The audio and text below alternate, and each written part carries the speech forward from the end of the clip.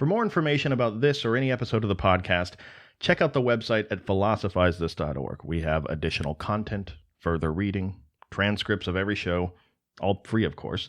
But if you value the show as an educational resource and you want to help keep it going, you can find out more about how to do that at patreon.com/philosophizethis. Or alternatively, if you're buying something from Amazon this week anyway, consider clicking through our banner. It's at the bottom center of the landing page of philosophizethis.org. Small percentage goes back to the show. It may just be a click for you, but every little bit adds up. Thank you for wanting to know more today than you did yesterday, and I hope you love the show. And to start out the show, I want to take you guys back on my time machine for a second. I'm not trying to be dramatic. Well, look, it's already off the rails. Step aboard my time machine, everybody, and come back to a wonderful point in history with me. The year is 2004. All right? Throughout the United States and the rest of the world right now, there is a technological arms race going on. We've all seen it. Unless if you're under 10 years old, you were there and you experienced it, all right? And something tells me I'm catering to most of my audience. I don't think I have many 10-year-olds listening to this show. Could be wrong. If you lived during that time, you saw incredible things happen in the area of technology. The devices that were coming out at a super rapid rate, right? We saw things like the iPod transform the way that people listen to music. The advent of the iPod made listening to music so much more convenient and efficient than it ever had been before. We saw things like those old Nokia cell phones, right? Those bricks. We saw them offer people affordable wireless communication at a level that we had never seen before. We had all sorts of stuff coming out. We had handheld gaming devices. We had handheld TVs, all kinds of stuff. And the most interesting part about this time period is that we all knew exactly where it was going. But nobody had found a way to get there yet. You know? There's this really strange consensus among consumers, among inventors, among billion-dollar companies even, that what we were ultimately heading for in this time period was the all-in-one electronic device, the ultimate all-encompassing device. Now, I want you to imagine that you're living in 2004 and you're sitting in the front room of your house and you're immersed in this culture. Now, you've always dabbled in electronics throughout your life, nothing too serious. You've created a few products, but one thing that you're confident about is that these obstacles that these big companies are facing of what prevents them from making this all-in-one device, you've solved them. You know how to get rid of those obstacles. You decide that you're going to make that all-inclusive combination of all these gadgets into one.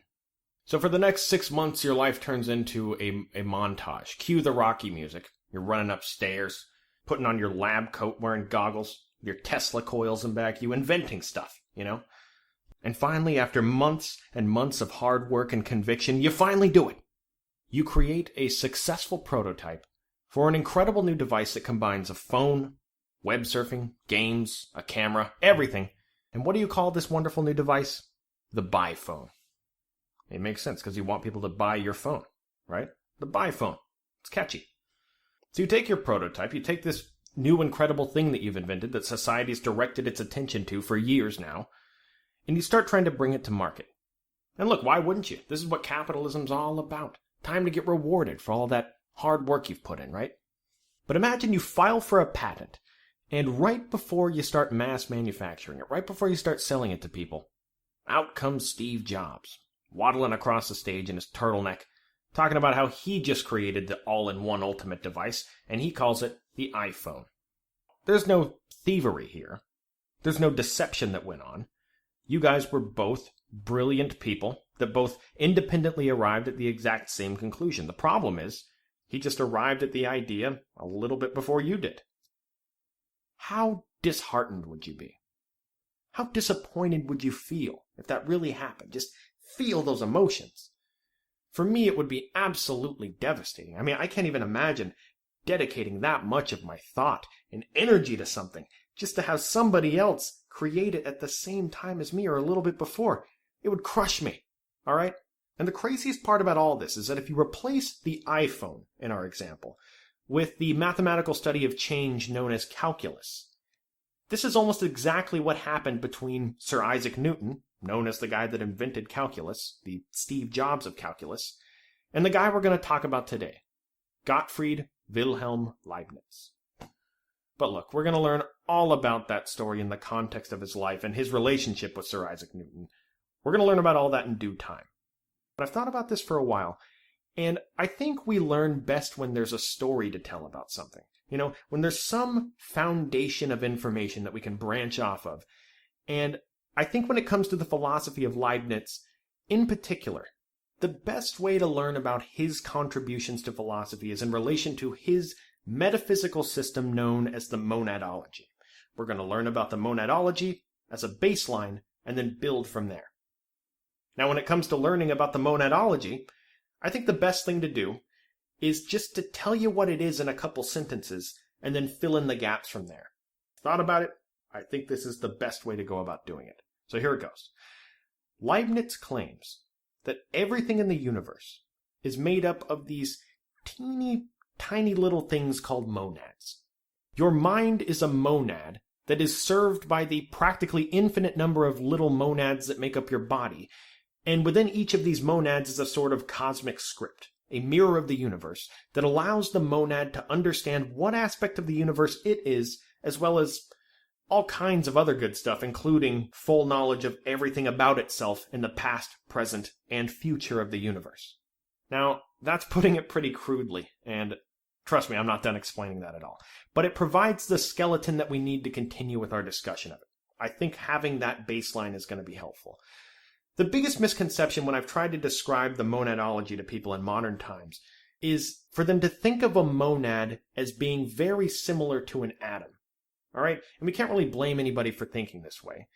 We've had it crammed into our heads since we were little kids that the world is made up of these almost infinite number of atoms, smaller microparticles that make up the more complex macro world that we exist in. And you hear about Leibniz talking about these tiny little monads that make up everything, and it's natural to equate that to the theory of atomism. But this is far from the case, and to give us some context, let's talk about where Leibniz was coming from during his time period. The central theme, the pivot point from which all three continental rationalists began their philosophy, was the question of substance. We've talked about it a couple times before. Descartes defined substance as that which its existence explains itself. And from this, he arrives at the conclusion that the universe has three substances: mind, matter, and God. Spinoza then picks up where Descartes left off, and he disagrees with him. He says, no, there's only one true substance, and that is everything that exists. God, nature, this totality that we're all aspects of, that is the only thing that's existence explains itself. Therefore, there is only one substance. Now, Leibniz takes a different approach. Though he can be seen as similar to both of them in some ways, Leibniz is like Spinoza in that he says that there's only one true substance, but that one substance was something called a monad, which everything is made up of. Now let's just stop for a second and think about how different Leibniz is from Spinoza. I mean, Spinoza thinks that there is one substance, and that one substance is everything in the universe. Leibniz goes the other direction. He thinks we have one substance that's so small, it can't even be said to exist in physical form. Let me explain that for a second by talking about why the question of substance was so important to the continental rationalists. All right, let's take the iPhone example from a little earlier. Let's say you have an iPhone and you want to dissect it, and you want to know everything there is to know about that iPhone. Where would you start? If you were given that assignment in school, what would you do? Can you know everything about an iPhone by just looking at it? By just, rubbing your fingers all over it? Do you understand the essence of an iPhone just because you play Angry Birds on it all day? Well, of course not. So what are you going to do? You're going to break it open? See what's inside of it? Let's say you took a hammer and you beat on the side of the iPhone several times, and all the green stuff falls out of it, all the circuit boards and transistors. It's a ghastly sight. Would you say that you understand everything there is to understand about that iPhone simply because you looked inside of it and saw all the parts? Well, no. But you are getting a little closer, right? I mean, you're taking something incredibly complex, the iPhone, and you're starting to break it down into smaller pieces, and you're starting to understand the function of each one of those pieces. Maybe through enough observation, you could find out that, this little green chip over here controls the camera, and this little green chip controls the headphone jack, for example. But even if we do that, we still don't understand anything about the nature of the iPhone, do we? We don't know everything there is to know. I mean, where did all this green stuff come from? Don't we need to understand all that stuff before we can truly say we know what an iPhone is? I mean, isn't the fact that these materials were mined out of a cave somewhere, or some guy coalesced them together with dirt, isn't that an important element of what an iPhone is, if we wanted to know? Well, just how in this example we're taking this incredibly complex thing and breaking it down into simpler and simpler parts to try to understand it better, this is the exact same tactic philosophers used when trying to glean an understanding of our place in the natural world. I mean, if you think an iPhone is difficult to break down and understand, these guys had to do it with the entire universe. And this process of breaking complex things down into the simplest pieces to understand them, we do this all the time in modern times, and we don't even realize it, because we've been doing it every day of our lives. Just for example, look at the sky right now. We look at the sky and we see what? Air, clouds, and sunshine, right? But what sort of grasp do we have on the sky? Do we understand everything there is to know about the sky? Now, if somebody asked you to explain the sky better, you'd probably say something like, well, it's made up of oxygen molecules and nitrogen molecules and hydrogen and carbon. And not many people would argue with the fact that you're doing a better job of describing the sky right there than just saying that it's a bunch of clouds, air, and exhaust from pickup trucks, right? The point is, when something is complex, to understand it fully, one really promising method is to break it down into the simplest parts possible, because typically this gives us some insight into how the more complex things work. And this is why the issue of substance is so important to these philosophers. What is something that we can look at as a starting point? What material or what thing is so simple that it can be understood on its own without having to refer to something else? In the case of the universe, oftentimes that meant breaking things down into the smallest particle imaginable. Maybe not even a particle. And this is far from a new problem. I mean, people have been talking about this concept since the ancient Greeks. Some of you are going to remember. We talked about it on the podcast multiple times. Zeno and his famous paradox of Achilles running the race, and how he can never actually get to the finish line because before he gets there, he will have had to have run halfway to the finish line first. And what Zeno said is that even when he gets to the very end of the race, he's just going to have to stand by the finish line, in theory, having to go halfway to the end, and then halfway to the end, and so on and so forth into infinity. He can never actually reach the end. And the important question that he was bringing up is, can things be infinitely divisible? Can you cut a piece of paper in half 1 billion times? Let's say you had everything on your side. If you had the proper microscope, if you had the tools, and the steady hand of Hawkeye Pierce, could you cut that piece of paper in half into infinity? Now, this is a good question to ask if you're trying to understand the world better. Now, in philosophy, we would say that if something possesses the quality of extension is if something takes up space in the physical world. Descartes defined it a little bit further. There's different definitions of it, but for the sake of right now, if something takes up space in any regard in the physical world, no matter how small it is, it has some sort of length, breadth, and depth, right? Now, if something has length, breadth, and depth, that length can be bisected, in theory, right? That depth can be bisected. And to Leibniz, if something can be cut down into increasingly smaller pieces, and therefore simpler pieces, then that original thing that you were cutting in half cannot be the most simple thing that there is. It certainly can't be a substance, a thing that's existence explains itself, because the fact that you can cut it in half in the first place proves that it has at least two parts that interact with each other and need each other for the original thing to have existed at all. If you have a piece of paper that's 1 billionth of a centimeter wide, and you cut it in half and make two pieces of paper that are 4 billionths of a centimeter, the original thing can't be the simplest thing that there is, or else you couldn't have cut it in half. This is why the monad of Leibniz is nothing like the atom of the ancient Greeks or the atom of today's world. The atom is a particle. It takes up space in the physical world. It possesses the quality of extension. The monad is incorporeal. It's a spiritual entity. It can't possess the quality of extension, or else it could be subdivided and therefore be broken down into simpler parts. Some translations even call each monad a soul. But let's not get off the rails. I mean, each monad is not what we would think of a soul in modern times typically. It's not what a soul is if you get your idea of what a soul is from the movies. The way that I like to think about the monads. When George Bush accepted his party's nomination for president, by the way, I'm talking about H.W., President Senior, as they say, right?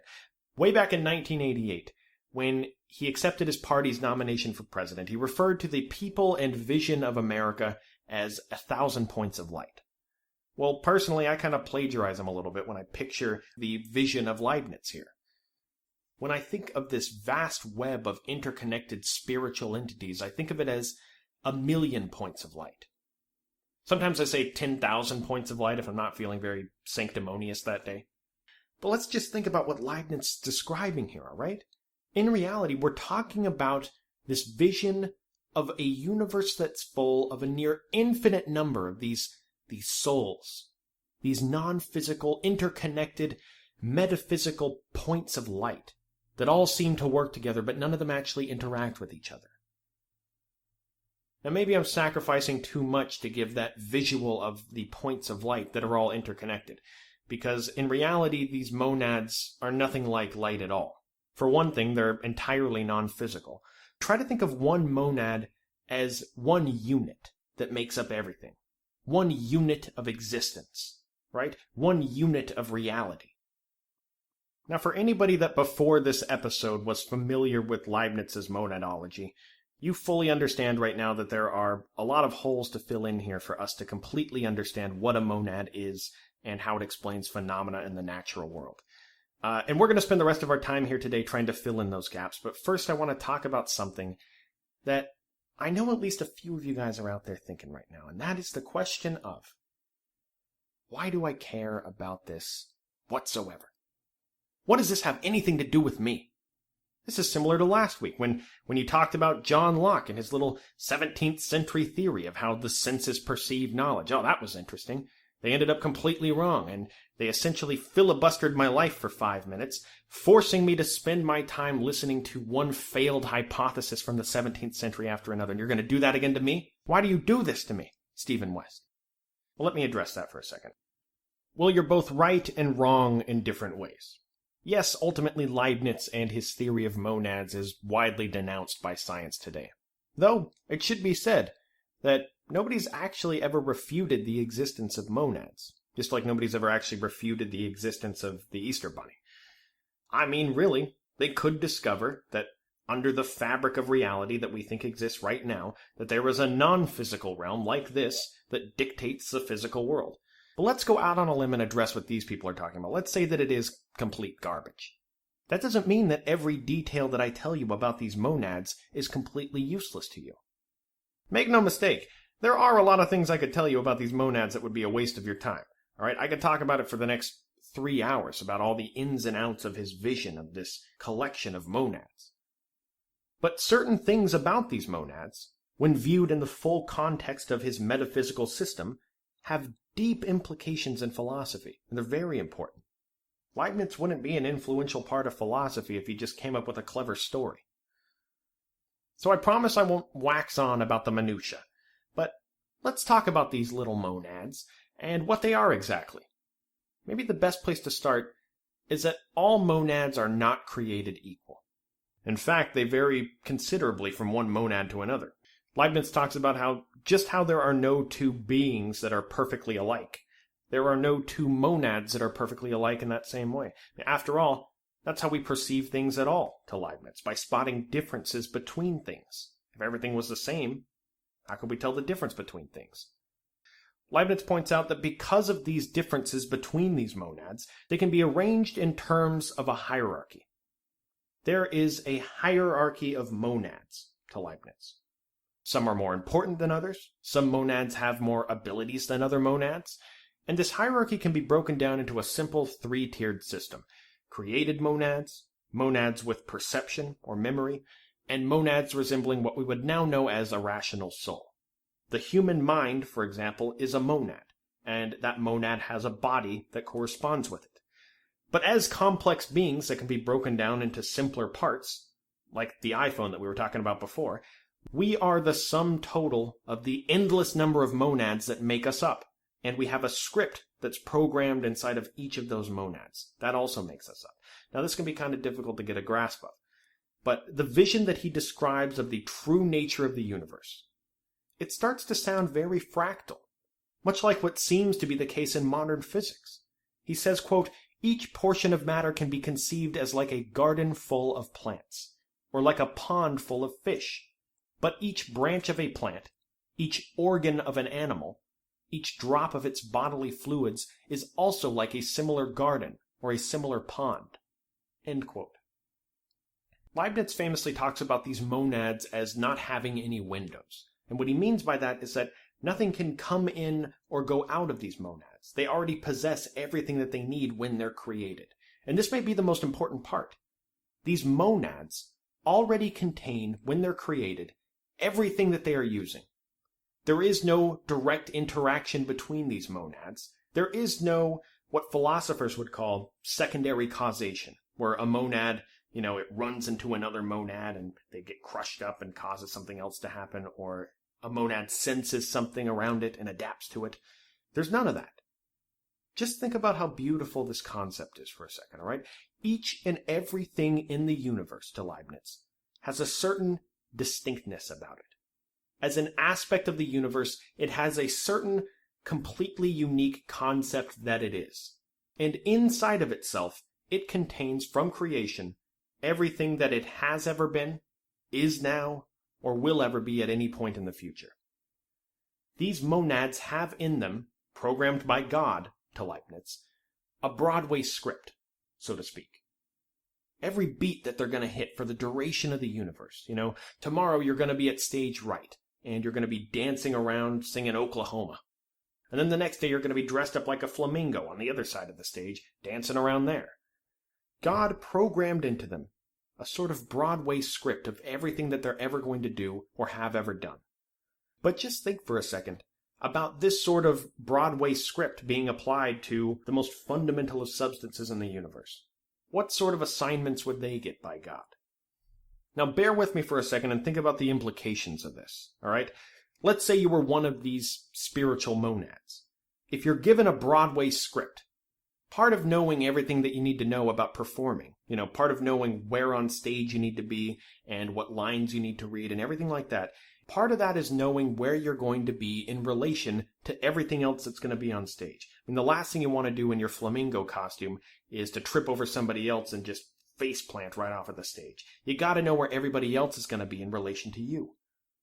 So even though these monads don't directly interact with each other, they don't need to.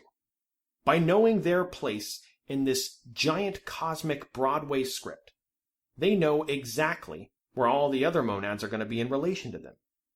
Each and every monad, at each and every point in time, understands its relationship to everything else in the universe. The point of all this is that God, to Leibniz, by writing into these monads a complete script of the past, present, and future of the universe and every detail about themselves, created a universe in a state of pre-established harmony. He says, quote, "If we could understand the order of the universe well enough, we would find that it surpasses all the wishes of the wisest people, and that it is impossible to make it better than it is, not merely in respect of the whole in general, but also in respect of ourselves in particular." End quote. We've probably all heard at some point in our life that famous quote attributed to Leibniz where he says that we are living in the best of all possible worlds. We've probably heard that before. Well, there's another quote, and I forget who it was by, but it's one of my favorite quotes. If you're an optimist, you believe that we're living in the best of all possible worlds. And if you're a pessimist, you believe that it may be true. Kind of clever. Anyway, now God's pre-established harmony, the best of all possible worlds and what that means, what this means about free will and determinism and the problem of evil. This is all going to be ironed out on next week's episode. And if the concept of these monads is still a little bit confusing, don't worry about it. These abstract systems of thought can be kind of hard to fully understand when there aren't any examples of things that happen in the real world as a result of them. And next week, we're going to have plenty of them. This whole subject is very difficult to talk about in a short period of time. And I promise by the end of it, it's going to make a lot more sense. All right. But right now, I want to talk about one other thread in this tapestry that's going to eventually make sense. And that is that I want to talk about this interconnectedness of the universe and this pre-programmed script of the past, present, and future, and what that has to do with the way that we arrive at knowledge as humans. So, because the human mind is a monad, and because every monad has in it a complete explanation of itself, and how that self relates to everything else in the universe, Leibniz believes, at least in theory, we can use our ability to reason to analyze the relationships between all of these different aspects of the universe and arrive at a complete and total web of knowledge. To use a very crude example, because, look, when it comes to the universe, we're talking about many, many more moving parts than what I can give. But just hypothetically, if you could understand exactly how you related to some concept, you could learn a lot about it, right? And therefore control it. Let's say you could learn about how you related to the concept of cancer. Let's say you could understand how it was connected to you and every other monad in existence for that matter. If you could do that, you would have a lot of information about it. You would certainly be able to determine the cause of cancer and ultimately how to destroy it. But practically speaking, even to Leibniz, this is virtually impossible. I mean, just think of the number of calculations you would have to do just to make the most simple of connections in this way. There's a veritable infinity of monads just making up your body alone. How could you ever actually be able to do the calculations necessary to fully understand how each one of the monads in your body reacts with all the other monads in the universe in the past, present, and future? It's impossible. Leibniz understands this, and he knows that it's impractical. He knows it's virtually impossible, but it's not impossible. He talks about, for us existing in the world that we live in, trying to find out all the ins and outs of cancer, of how each monad relates to another monad, is ridiculous. It's much more efficient for us to just run experiments, using our senses. And through pattern recognition and enough trials, we can come to a conclusion about what causes or heals cancer based on the way those trials went. But the important part of all this is that the theoretical concept that it's possible to arrive at that sort of information is an extremely powerful one. See, when we arrive at the truth, as human beings, Leibniz thinks that it's very important that we make the distinction between what he calls the two different kinds of truth. This is one of the most important parts of his philosophy, and it's going to have very real implications on next week's show. Leibniz says that whenever something is true, it is either a truth of reasoning or a truth of fact. Now, what we're talking about here is going to feel very familiar if you remember back to what we talked about on the Avicenna show, where we talked about necessary existence versus contingent existence. Well, truths of reasoning are necessary truths, and truths of fact are contingent truths. Let me explain. A necessary truth is a truth that needs to be true. There is no possible way that it can't be true, because to suggest anything otherwise would be a contradiction based on the definition of the thing itself. For example, if I say pentagons have 5 sides, that is a necessary truth. All right? There are no 4 or 6-sided pentagons, because if they did have 4 or 6 sides, they wouldn't be a pentagon anymore. Pentagons, by definition, have 5 sides. To say anything otherwise would be a contradiction. My favorite one that I've heard, and look, it's a very common one in philosophy books. I didn't make this one up. But it's all bachelors are unmarried. See, this is a really good one because it's not about like a triangle or something. It can apply to us in the real world. We can see what they're talking about when they say necessary truths, You can't be a bachelor and be married. If you were married, you would lose your membership to the bachelor club. You wouldn't be a bachelor anymore. If somebody said all bachelors are married, there's no reason for you to run all around the world and make sure that all the bachelors are still definitely not married, because if they were married, they wouldn't be a bachelor anymore. This is a good example of a truth of reason to Leibniz, and the important part is that truth can be arrived at through rational reflection alone here. Now, on the other hand, a contingent truth, or a truth of fact, as Leibniz would say, is one that may be true right now, but stating the opposite of it would not be a contradiction. The opposite could also be true. For example, I could say that I left the light on in the other room. Sure, I could get up I could walk into the other room and see that I left the light on, and it certainly is a true statement. But the inverse of that could also be true, right? I could have not left the light on. This is what Leibniz calls a truth of fact, and it's much different than the all pentagons have 5 sides truth, or the all bachelors are unmarried truth, because those are always true. Now, if you were going to try to arrive at knowledge about our place in the natural world, which kind of truth would you want in an ideal scenario? Which one of those would you choose? One interesting thing to think about: how many of our modern day scientific truths are based on truths of reasoning, and how many are based on observation, truths of fact? Very easy to see what Leibniz is getting at here. We could run into a lot of problems.